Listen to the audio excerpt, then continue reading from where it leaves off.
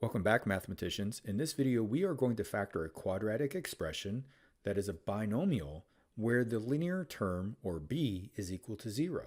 So in this case, we just have the quadratic term and also a constant. Now we know that when we factor this, we should get two binomials that are the factors of 9x squared minus 49. But we notice here that there's a pattern with 9x squared and 49, that they're all perfect squares.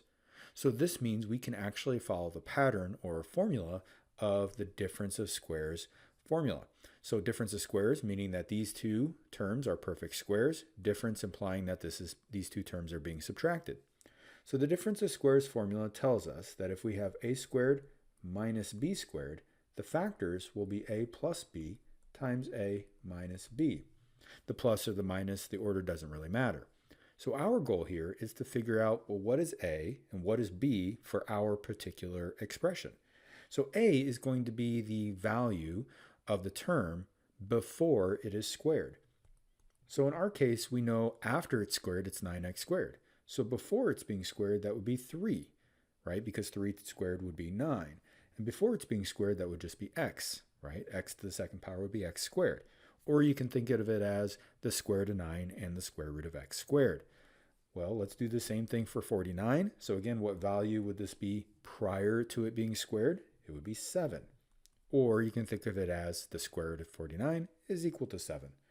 And so now that we have the values of a and b, we can then insert them into the factors of a squared minus b squared. And this would be 3x plus 7 and 3x minus 7.